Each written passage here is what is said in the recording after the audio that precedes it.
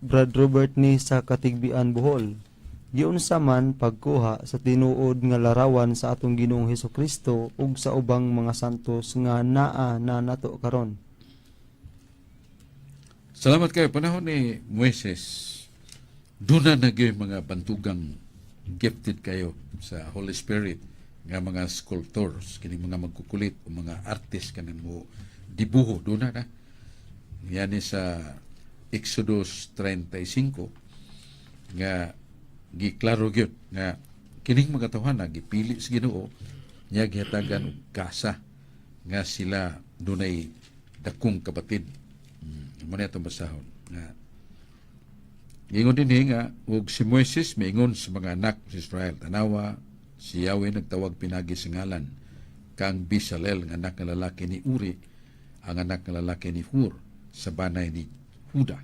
Og siya gipuno niya sa Espiritu sa Dios sa kinaadman sa labutan ug kaalam sa tanang nagkalalaing kabatid sa buhat. Og sa pagmugna mga binatid nga buhat, pagbuhat pinagi sa bulawan, sa lapi, tumbaga, ug sa mga pagsapsap o mga bato, igahalop o mga pagkulit sa kahoy, sa pagbuhat sa tanang buhat sa pagkabatid. Og siya nagabutang sa sulod sa iyang kasing-kasing aron siya magkapanudlo. Og siya sab si Aholiab, anak ng lalaki ni Abisamak, banay ni Dan. Gipuno niya sa kinanman sa kasing-kasing pagbuhat sa tanang buluhaton sa binatid, pagka magkukulit, pagkabatid nga magbubuhat.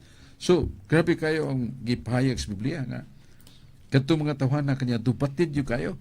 Kung tanahon ka, pa may kamera niya to, pa may kudak lugar, mo drawing lang ng badis-badlis, niya kulito na haom gyud sa imong naon. Motong mga hari niya to, doon na yung mga kinulit silang panagway. O labi na sa naong ni Moises, sa mga kining propita. Kaya sa San Mateo 17:1 ngadto 3 nga ni nausap ang napanagway ni Jesus kadtong transfiguration. Nya duha ka tawo ni tungha nakigsulti ni Jesus. Si Moises mingon man kanang usa mo si Moises, kanang usa mo si Elias.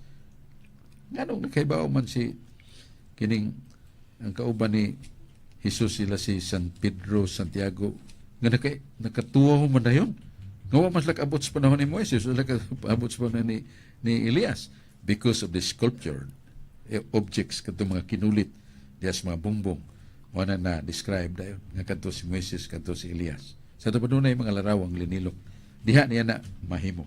Yang dagway ni Kristo katong gi torture na katong Ginoo, naglakaw diha sa daan nga una nagsusapin dahil Ginoo, nagkabulingit doon ay babae kalit pagduol og dako nga panapton gitrapo niya sa naong ni Jesus ug pagtalikod niya milagro kay naong ni Jesus napatik sa tuo kapilo.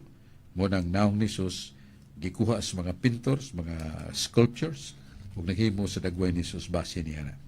Ug mao na nga wa pa may kamera niya to pero naipaagi ang Ginoo niya katong mga santos nga doon na mga mao gyapon di concurrence artist kahimo sila ay mga ang ila kay mga kabatid lisod hibitaan sa mga modern sculpture pero nagyapon yung mga sculpture na to nga genius gyapon pero sukat pa din ni panahon ni Kristo, panahon ni Moises ang sculpturing.